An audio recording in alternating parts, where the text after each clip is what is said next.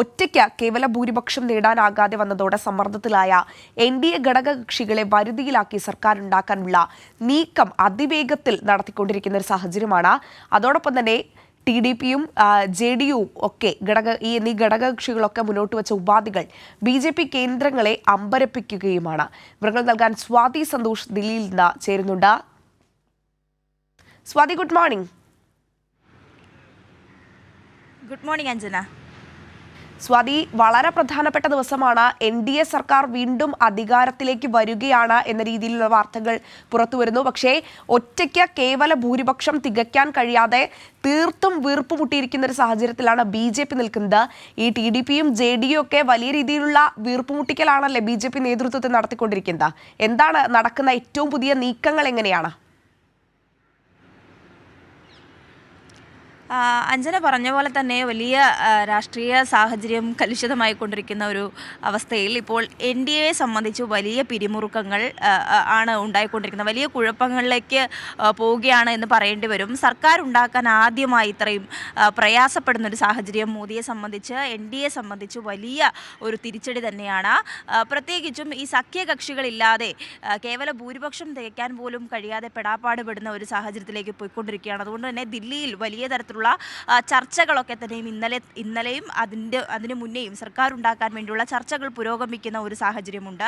അതേസമയം ഈ ഇന്ത്യ മുന്നണിയുടെ തിരിച്ചുവരവ് സംബന്ധിച്ചും ചർച്ച ചെയ്ത് തന്നെ പോകണം. കാരണം ഇത്രയും പ്രയാസത്തിലേക്ക് NDA പോയതിൽ ഇന്ത്യ മുന്നണിക്ക് വലിയൊരു പങ്കുണ്ട്. അതായത് മോദിയുടെ അപ്രമാദിത്യം, BJPയുടെ അപ്രമാദിത്യവും ഒക്കെ നിലനിന്ന ഉത്തരേന്ത്യൻ സംസ്ഥാനങ്ങളിലടക്കം വലിയ തിരിച്ചടികൾ നേരിട്ടതിൻ്റെ പിന്നാലെയാണ് ഇപ്പോൾ സർക്കാർ ഉണ്ടാക്കാൻ വേണ്ടി ഇത്രയും പെടാപ്പാടുപെടുന്ന ഒരു സാഹചര്യത്തിലേക്ക് വരുന്നത്. എന്തായാലും കേവല ഭൂരിപക്ഷം പോലും തികയ്ക്കാൻ പറ്റാത്ത ഒരു സാഹചര്യം, സഖ്യകക്ഷികളുമായി കൂടിച്ചേർന്നല്ലാതെ സർക്കാർ ഉണ്ടാക്കാൻ യാതൊരു ഒരു മാർഗവുമില്ലാതെ പോകുന്ന ഒരു സാഹചര്യത്തിലേക്ക് പോയിക്കൊണ്ടിരിക്കുകയാണ്. അപ്പോൾ ഇന്നലെ തന്നെയാണ് NDA തിടുക്കപ്പെട്ട് യോഗം ചേരുന്ന ഒരു സാഹചര്യം ഉണ്ടായി. പ്രധാനപ്പെട്ട നേതാക്കളൊക്കെ തന്നെയും ദില്ലിയിലേക്ക് എത്തിച്ചേർന്നു.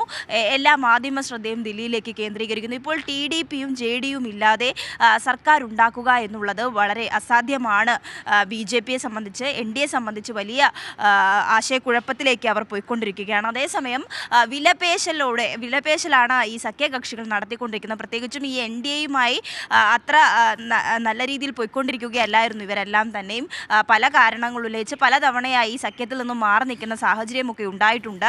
അതിനുശേഷം ഇപ്പോൾ വീണ്ടും ഒരുമിച്ചുകൊണ്ട് അവരെ ചേർത്ത് നിർത്താതെ വേറെ വഴിയില്ല എന്ന ഘട്ടത്തിലേക്ക് ഇപ്പോൾ NDA വന്നിരിക്കുകയാണ്. ഇന്നലെ നിതീഷ് കുമാറും ആന്ധ്രാപ്രദേശിൽ നിന്നും ചന്ദ്രബാബു നായിഡുവും അടക്കം ഈ യോഗത്തിൽ പങ്കെടുക്കുന്നു. അവർ ഇതിൽ പിന്തുണ അറിയിച്ചിട്ടുണ്ട് എന്ന് പറയുമ്പോഴും വലിയ ഉപാധികൾ വെക്കുന്നു എന്നുള്ളത് തന്നെയാണ് ഏറ്റവും പ്രധാനമായി കാണേണ്ടത്. പ്രത്യേകിച്ചും NDAയെ സംബന്ധിച്ച് അവർക്ക് അതിന് വഴങ്ങാതിരിക്കാൻ വേറെ മാർഗമില്ല. സർക്കാർ ഉണ്ടാക്കുക എന്നുള്ളത് തന്നെയാണ് ഏറ്റവും പ്രധാനമായി NDA കാണുന്നത്. അതുകൊണ്ട് ഇന്നലെ എന്തായാലും ബീഹാറിൽ നിന്നും നിതീഷ് കുമാറിൻ്റെ ആവശ്യം ബീഹാറിന് പ്രത്യേക പാക്കേജ് നൽകണമെന്ന പ്രധാനപ്പെട്ട ഒരു ആവശ്യമാണ് ഇന്നലെ നിതീഷ് കുമാർ ഉന്നയിച്ചിട്ടുള്ളത്. മാത്രമല്ല ഏറ്റവും പ്രധാനപ്പെട്ട വകുപ്പുകൾ ആവശ്യപ്പെടുകയാണ്. ക്യാബിനറ്റ് സ്ഥാനത്തേക്ക് വരാൻ വേണ്ടി പ്രധാന വകുപ്പുകൾ ആവശ്യപ്പെടുന്നു. മാത്രമല്ല സ്പീക്കർ പദവി നൽകണമെന്ന ആവശ്യം കൂടിയാണ് അവർ ഉന്നയിച്ചുകൊണ്ടിരിക്കുന്നത്. ഇത് NDAയെ സംബന്ധിച്ച് വലിയ വെല്ലുവിളി തന്നെയാണ്. പ്രത്യേകിച്ചും ഇവരുടെ ആവശ്യങ്ങൾ അംഗീകരിക്കാതെ പോകാൻ വഴിയില്ല. ഇവരോടൊപ്പം ചേർന്ന് നിന്ന് പ്രവർത്തിക്കുകയല്ലാതെ വേറെ മാർഗമില്ല എന്നുള്ളതാണ് ഏറ്റവും പ്രധാനമായി കാണേണ്ടത്. TDPയെ സംബന്ധിച്ചും ഇതേ തരത്തിൽ പ്രധാന വകുപ്പുകൾ തന്നെയാണ് TDP മുന്നോട്ട് വയ്ക്കുന്നുണ്ട്. 3 ക്യാബിനറ്റ് ആണ് അവർ ആവശ്യപ്പെടുന്നത്. അതോടൊപ്പം തന്നെ ആന്ധ്രാപ്രദേശിന് പ്രത്യേക പദവി വേണമെന്നുള്ള ആവശ്യമാണ് ഏറ്റവും പ്രധാനമായി TDP ഉന്നയിച്ചുകൊണ്ടിരിക്കുന്നത്. ഇതുമായി ബന്ധപ്പെട്ട് 2018 ഇവർ ഈ ഒരു പദവി ലഭിക്കുന്നില്ല എന്ന ആവശ്യം പദവിക്ക് വേണ്ടി ആശയം മുന്നോട്ട് വെച്ചിരുന്നു. എന്നാൽ അത് അംഗീകരിക്കാൻ NDA തയ്യാറാകാത്തതുകൊണ്ട് സഖ്യത്തിൽ നിന്നും മാറി നിൽക്കുന്ന ഒരു സാഹചര്യം TDPയെ സംബന്ധിച്ചുണ്ടായിരുന്നു. എന്നാൽ അതേ ആവശ്യം തന്നെ വീണ്ടും ഈ ഒരു ഏറ്റവും പ്രധാനപ്പെട്ട ഒരു ഘട്ടത്തിൽ വരുമ്പോൾ ഇത് ആവശ്യം ഏറ്റവും പ്രധാനമായി ഉന്നയിക്കുകയാണ് ചെയ്യുന്നത്. എന്തായാലും നിതീഷ് കുമാർ എങ്ങനെയായിരിക്കും ഈ വിഷയത്തോട് പ്രതികരിക്കുക എന്നുള്ളത് തന്നെയായിരുന്നു ഇന്നലെ വരെയും സർവ്വമാധ്യമങ്ങളും ശ്രദ്ധിച്ചുകൊണ്ടിരുന്നത്. അതേസമയം നിതീഷ് കുമാർ ഈ ഒരു പിന്തുണ അറിയിച്ചിട്ടുണ്ട്. അവർക്ക് പിന്തുണ കത്തടക്കം TDPയും JDUവും നൽകിയ ഒരു സാഹചര്യമുണ്ട്. അതുകൊണ്ട് തന്നെ ഇപ്പോൾ NDAയ്ക്കൊപ്പം തന്നെ അവർ നിലയുറപ്പിക്കുന്നു എന്ന് പറയേണ്ടി വരും. പക്ഷേ എത്രയും പെട്ടെന്ന് ഇക്കാര്യത്തിൽ തീരുമാനമെടുക്കാൻ വേണ്ടി വലിയ തരത്തിലുള്ള സമ്മർദ്ദം ഇരു ഭാഗത്തു നിന്നും ഉണ്ടാകുന്നുണ്ട്. JDU ആണെങ്കിലും TDP ആണെങ്കിലും അത്തരത്തിൽ വലിയ സമ്മർദ്ദം NDAക്ക് കൊടുക്കുന്നു എന്നുള്ളതാണ് ഏറ്റവും പ്രധാനപ്പെട്ട കാര്യം. ഇതുമായി ബന്ധപ്പെട്ട ചർച്ചകൾ ഇന്നലെയൊക്കെ തന്നെയും പുരോഗമിക്കുമായിരുന്നു. വിവിധ കക്ഷി നേതാക്കളുമായി NDAക്ക് അവരുടെ എല്ലാ ആവശ്യങ്ങളും മറന്നുകൊണ്ട് സഖ്യകക്ഷികളുമായി എത്രയും ചേർന്ന് പ്രവർത്തിക്കുക എന്നുള്ളത് വലിയ സമ്മർദ്ദമായി ഇപ്പോൾ NDA സംബന്ധിച്ച് നിലനിൽക്കുന്ന ഒരു സാഹചര്യമുണ്ട്. ഇന്നലെ യോഗത്തിൽ അത്തരത്തിലുള്ള തീരുമാനങ്ങളൊക്കെ എടുത്തിട്ടുണ്ട്. എന്തായാലും മുന്നോട്ടുള്ള ദിവസങ്ങളാണ് ഏറ്റവും പ്രധാനപ്പെട്ടത്. സത്യപ്രതിജ്ഞ തീയതി വരെ പ്രഖ്യാപിക്കുന്ന ഒരു സാഹചര്യം, ശനിയാഴ്ച സത്യപ്രതിജ്ഞ നടക്കും എന്നുള്ളതാണ് ഇപ്പോൾ NDA കേന്ദ്രങ്ങളിൽ നിന്നും അറിയാൻ വേണ്ടി കഴിയുന്നത്. അതുകൊണ്ട് തന്നെ ഈ കാര്യങ്ങളിൽ ഒരു നീക്കുപോക്ക് ഉണ്ടാക്കുക എന്നുള്ളത് തന്നെയാണ് ഏറ്റവും പ്രധാനമായി നിൽക്കുന്നത്. അതുകൊണ്ട് എത്രയും പെട്ടെന്ന് ഈ വിഷയത്തിൽ തീരുമാനമെടുക്കണം എന്നുള്ള ആവശ്യം തന്നെയാണ് ഈ സഖ്യകക്ഷികൾ മുന്നോട്ട് വയ്ക്കുന്നത്. അതുകൊണ്ട് തന്നെ ഇതുമായി ബന്ധപ്പെട്ട ചർച്ചകൾ ഇനിയും പുരോഗമിക്കുകയാണ്. അമിത്ഷാ അടക്കം എല്ലാവരെയും സമന്വയിപ്പിച്ചുകൊണ്ട് പോകാനുള്ള നീക്കങ്ങളാണ് ഇപ്പോൾ നടത്തിക്കൊണ്ടിരിക്കുന്നത്. ഇന്നും നാളെയും ഒക്കെയായിട്ട് ഈ ചർച്ചകൾ നടക്കും. അതിൻ്റെ അവസാനത്തിൽ മാത്രമേ എങ്ങനെയായിരിക്കും ഈ തീരുമാനങ്ങൾ എത്തുക എന്നുള്ളത് പറയാൻ വേണ്ടി കഴിയുകയുള്ളൂ. ഇന്നലെയാണ് എന്തായാലും പ്രധാനമന്ത്രിയുടെ വസതിയിൽ ഈ യോഗം ചേർന്നിട്ടുള്ളത്. ഇവർ പിന്തുണ കത്തുകൾ നൽകിയിട്ടുണ്ട്. ഇനിയും മുന്നോട്ടുള്ള, അതായത് പുതിയ MP-മാരുടെ ഈ പിന്തുണ അറിയിച്ചുകൊണ്ട് TDPയും അതോടൊപ്പം തന്നെ JDUവും രംഗത്ത് വന്നൊരു സാഹചര്യമുണ്ട്. പക്ഷെ അപ്പോഴും സ്വാതി നേരത്തെ സൂചിപ്പിച്ചതുപോലെ ഇവർ മുന്നോട്ട് വയ്ക്കുന്ന ഉപാധികൾ, ക്യാബിനറ്റ് പദവി നൽകണം, അതോടൊപ്പം തന്നെ ബീഹാറിന് പ്രത്യേക പാക്കേജ്, ആന്ധ്രയ്ക്ക് പ്രത്യേക പദവി തുടങ്ങിയ കാര്യങ്ങളൊക്കെ ഇവർ മുന്നോട്ട് വയ്ക്കുന്നു. നമുക്കറിയുന്നത് പോലെ 2018 സമാനമായ സാഹചര്യം ഉണ്ടായപ്പോൾ TDP ആന്ധ്രയ്ക്ക് പ്രത്യേക പദവി നൽകണമെന്നാവശ്യപ്പെട്ട് NDA അത് അംഗീകരിക്കാത്തൊരു സാഹചര്യത്തിൽ മുന്നണി വരെ വിടുന്നൊരു സാഹചര്യം ഉണ്ടായതാണ്. സ്വാഭാവികമായും BJPയെ സംബന്ധിച്ചിടത്തോളം ഏറ്റവും ക്രൂഷ്യലായ ഒരു ഘട്ടത്തിലൂടെയാണ് അവർ കടന്നു പോകുന്നത്. വെറും 240 MP-മാർ മാത്രമാണ് BJPയെ സംബന്ധിച്ചിടത്തോളം ഉള്ളത്. ഇത് കേവല ഭൂരിപക്ഷം തികയ്ക്കാൻ സാധിക്കില്ല എന്നതുകൊണ്ട് ഈ ഘടക കക്ഷികളെ കൂട്ടിപ്പിടിച്ച് മുന്നോട്ട് പോകുകയല്ലാതെ മറ്റൊരു മാർഗവും ഇത്തവണ മോദി സർക്കാരിന് മുന്നിലില്ല. ഒരുപക്ഷെ നമ്മളൊക്കെ പറഞ്ഞതാണ്, എക്സിറ്റ് പോളുകളൊക്കെ പ്രവചിച്ചതുപോലെ 400-ലധികം സീറ്റുകൾ ഒരു ഈസി വാക്ക് ഓവറായി വീണ്ടും മോദി അധികാരത്തിൽ വരുമെന്ന പ്രവചനം. ഇതിനെയൊക്കെ തള്ളിക്കളഞ്ഞുകൊണ്ട് ഇന്ത്യ സഖ്യം ഉയർത്തിയൊരു പ്രതിരോധമുണ്ട്. ആ പ്രതിരോധത്തിന് മുന്നിൽ മുട്ടുവിറച്ചു നിൽക്കുന്ന മോദി സർക്കാരിനെയും സർക്കാർ രൂപീകരിക്കാൻ കഴിയാതെ വിറച്ചു നിൽക്കുന്ന BJPയുമാണ് നമ്മളിപ്പോൾ മുന്നിൽ കണ്ടുകൊണ്ടിരിക്കുന്നത്. സ്വാതി,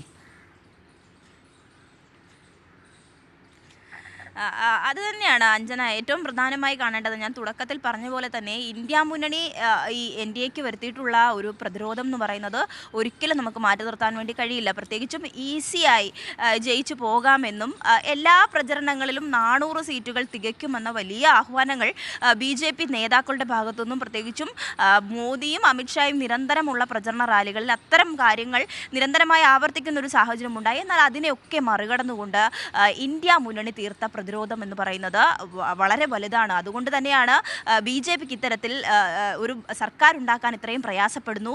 സഖ്യകക്ഷികളെ എല്ലാം അവരുടെ എല്ലാം പുറകിൽ പോയിക്കൊണ്ട്, അതായത് അവരെല്ലാം ഈ സഖ്യത്തിൽ നിന്നും മാറി നിൽക്കുന്ന സാഹചര്യം വിവിധ ഘട്ടങ്ങളിൽ ഉണ്ടായിരുന്നു. എന്നാൽ അവരെ എല്ലാം സമന്വയിപ്പിച്ചുകൊണ്ട് മാത്രമേ പോകാൻ കഴിയൂ എന്നൊരു ബോധ്യത്തിലേക്ക് BJPയും NDAയും എത്തിയിട്ടുണ്ട്. അതുകൊണ്ട് തന്നെ NDA ഈ ഒരു സാഹചര്യത്തിൽ വലിയ തരത്തിലുള്ള പ്രയാസത്തിലേക്ക് പോയിക്കൊണ്ടിരിക്കുകയാണ്. കൂടുതൽ പ്രത്യേകിച്ചും പ്രധാനപ്പെട്ട വകുപ്പുകളൊക്കെ തന്നെയാണ് ചോദിക്കുന്നത്. റെയിൽവേ അടക്കമുള്ള വകുപ്പുകൾ ചോദിക്കുന്നുണ്ട്, പിന്നീട് സ്പീക്കർ സ്ഥാനം ചോദിക്കുന്നുണ്ട്. അപ്പോൾ ഇതിനെയൊക്കെ വഴങ്ങേണ്ടി വരും എന്നുള്ളത് തന്നെയാണ് BJPയെ സംബന്ധിച്ച് ഏറ്റവും പ്രയാസകരമായി, അല്ലെങ്കിൽ അവരെ കുഴപ്പിക്കുന്ന ഒരു സാഹചര്യം. എന്തായാലും സർക്കാർ ഉണ്ടാക്കാൻ ഇത്രയും പ്രതിരോധത്തിലേക്ക് BJPയെ കൊണ്ടുപോയതിൽ വലിയ തരത്തിലുള്ള സ്വാധീനം എന്തായാലും ഇന്ത്യ മുന്നണിക്കുണ്ട്. ഇന്ത്യ മുന്നണിയുടെ യോഗം കഴിഞ്ഞ ദിവസം ചേരുമ്പോൾ പോലും അവരും ഈ സർക്കാർ ഉണ്ടാക്കാനുള്ള നീക്കങ്ങൾ, ഏത് രീതിക്കും സർക്കാർ ഉണ്ടാക്കാനുള്ള നീക്കങ്ങൾ ഒരു വശത്തേക്കും തുടരുമ്പോൾ പോലും ഇന്നലെ ചേർന്ന യോഗത്തിൽ ഇന്ത്യ മുന്നണിയുടെ ഭാഗത്തു നിന്നുണ്ടായ തീരുമാനം എന്ന് പറയുന്നത് ഏറ്റവും നിർണായകമായി തന്നെ കണക്കാക്കേണ്ടി വരും. ഈ നിതീഷ് കുമാറുമായിട്ടും ചന്ദ്രബാബു നായിഡുമായിട്ടും അടക്കം അവർ ചർച്ച നടത്തുന്ന ഒരു സാഹചര്യമൊക്കെ ഉണ്ടായി ഇന്നലെ. എന്നാൽ ഗാർഗയുടെ വസതിയിൽ ചേർന്ന യോഗത്തിൽ ഏറ്റവും പ്രധാനപ്പെട്ട ഇന്ത്യ മുന്നണി കക്ഷി നേതാക്കളെല്ലാം അതിൽ പങ്കെടുത്തുകൊണ്ട് 20ഓളം നേതാക്കൾ ഇന്നലെ പങ്കെടുത്തുകൊണ്ടായിരുന്നു ആ യോഗം ചേർന്നത്. ആ യോഗത്തിന് ശേഷം എടുത്തിരിക്കുന്ന തീരുമാനം ഒരു ശക്തമായ പ്രതിപക്ഷമായി തന്നെ മുന്നോട്ട് പോകണം എന്നുള്ള തീരുമാനത്തിലേക്കാണ് ഇന്ത്യ മുന്നണി ഇപ്പോൾ എത്തിയിട്ടുള്ളത്. എന്നാൽ സർക്കാർ ഉണ്ടാക്കുക എന്നുള്ളതും അസാധ്യമല്ല. ഈ ഒരു തീരുമാനം അന്തിമ തീരുമാനമാണ് എന്ന് പറയാൻ കഴിയില്ല. ഏതെങ്കിലും ഒരു ഉചിതമായ ഘട്ടത്തിൽ സർക്കാർ ഉണ്ടാക്കണം എന്നുള്ള തീരുമാനത്തിലേക്ക് ഉള്ളതും കൂടി എന്തായാലും ഖാർഗെ ഇന്നലെ സംസാരിച്ചപ്പോൾ സൂചിപ്പിച്ചിട്ടുണ്ടായിരുന്നു. പ്രത്യേകിച്ചും നേതാക്കളൊക്കെ തന്നെയും ഈ ഒരു വിഷയത്തിൽ തന്നെ അതല്ല വലിയ പ്രതിരോധമായി നിലനിൽക്കും, വലിയ ഉറച്ച വിശ്വാസത്തോടെ പ്രതിപക്ഷമായി തന്നെ തുടരാൻ വേണ്ടിയുള്ള തീരുമാനം ഇന്ത്യ മുന്നണി കൈക്കൊള്ളുമ്പോൾ അതും BJPക്ക് കനത്ത തിരിച്ചടി തന്നെ ഉണ്ടാക്കും എന്നുള്ളതിൽ വലിയ നമുക്കതിൽ ആശങ്കപ്പെടേണ്ട കാര്യമില്ല. കാരണം അത് വലിയ പ്രതിരോധം തന്നെയായിരിക്കും. പ്രത്യേകിച്ചും ഭരണഘടന അടക്കം തിരുത്തിക്കൊണ്ട് ഞങ്ങൾ മുന്നോട്ട് പോകുമെന്നുള്ള ആഹ്വാനം അത്തരത്തിൽ വിശ്വാസം അർപ്പിച്ച BJPക്ക് ഇന്ത്യ മുന്നണിയുടെ ഭാഗത്തു നിന്നും വലിയ തരത്തിലുള്ള പ്രതിരോധം നേരിടേണ്ടി വരും. പ്രത്യേകിച്ചും എല്ലാ നിയമങ്ങളടക്കം പാസ്സാക്കുന്നതിന് വലിയ തരത്തിൽ ഈ ഇന്ത്യ സഖ്യത്തിൻ്റെ ഒരു പ്രതീക്ഷ അവർ ഇതിനകത്ത് അർപ്പിക്കുന്ന, പ്രത്യേകിച്ചും NDA ഇത്തരത്തിൽ എല്ലാ തരത്തിലുള്ള വഴികളും അടച്ചുകൊണ്ട് ഒറ്റയ്ക്ക് ഭരിക്കാമെന്നൊരു ഘട്ടത്തിലേക്കൊക്കെ വരുമ്പോൾ അതിനെല്ലാം തള്ളിക്കൊണ്ട് അതൊന്നും സാധ്യമാകാത്ത രീതിയിൽ അവരെ വരിഞ്ഞു മുറുകാൻ വേണ്ടിയിട്ടുള്ള ഒരു സാഹചര്യമൊക്കെ ഇന്ത്യ മുന്നണി കൊണ്ടുവന്നത് കഴിഞ്ഞ തെരഞ്ഞെടുപ്പിൽ അവർ നടത്തിയ പ്രചരണത്തിൻ്റെ ഒക്കെ ഭാഗം കൂടിയാണ്. നമുക്കറിയാം, തെരഞ്ഞെടുപ്പിൻ്റെ കണക്കുകൾ സംബന്ധിച്ച് പുറത്തു വരുമ്പോഴത്തേക്കും അയോധ്യമടക്കമുള്ള ഭാഗങ്ങളിൽ ഈ മോദിക്കും BJPക്കും നേരിടേണ്ടി വന്ന കനത്ത വെല്ലുവിളിയുണ്ട്. കിടന്ന് കിതയ്ക്കുകയായിരുന്നു അവസാനത്തേക്ക്. കേവല ഭൂരിപക്ഷമെങ്കിലും തികയ്ക്കാൻ വേണ്ടി കിതച്ചിട്ടും ആ ഒറ്റയ്ക്ക് കേവല ഭൂരിപക്ഷം കിട്ടാത്തൊരു സാഹചര്യത്തിലേക്ക് വരുന്നു. 240 ഒതുങ്ങുന്നയൊക്കെ സാഹചര്യം വലിയ തരത്തിൽ BJPക്ക് ദേശീയ തലത്തിൽ വലിയ അടിയായിട്ടുണ്ട്. മോദിക്കടക്കം വലിയ തിരിച്ചടി നേരിടേണ്ട ഒരു ഘട്ടത്തിലേക്ക് വന്നിരിക്കുകയാണ്. എന്തായാലും ഈ സർക്കാർ ഉണ്ടാക്കാനുള്ള നീക്കങ്ങൾ പുരോഗമിക്കുമ്പോൾ പോലും വലിയ പ്രതിസന്ധിയിലേക്ക് പോകുന്ന കാഴ്ച തന്നെയാണ് അഞ്ജന നമുക്ക് കാണാൻ വേണ്ടി കഴിയുന്നത്. സ്വാതി, അതോടൊപ്പം തന്നെ മറ്റൊരു അഭ്യൂഹം എന്ന രീതിയിൽ പുറത്തു വന്നിരുന്നത് JP നദ്ദ അധ്യക്ഷ സ്ഥാനം ഒഴിയാൻ പോകുന്നു എന്ന തരത്തിലുള്ള അഭ്യൂഹങ്ങൾ വന്നിരുന്നു. BJP വലിയൊരു തിരിച്ചടിയാണ് നേരിട്ടത് ഈ ഒരു തെരഞ്ഞെടുപ്പിൽ. സ്വാഭാവികമായും അതിൻ്റെ ഒരു ഉത്തരവാദിത്തം ഏറ്റെടുത്തുകൊണ്ട് അദ്ദേഹം സ്ഥാനം ഒഴിയാൻ പോകുന്നു എന്ന രീതിയിലുള്ള വാർത്തകൾ പുറത്തു വരുന്നു. അതോടൊപ്പം തന്നെ ഇന്ന് BJP MPമാരുടെ യോഗം ചേരുന്നുണ്ടോ?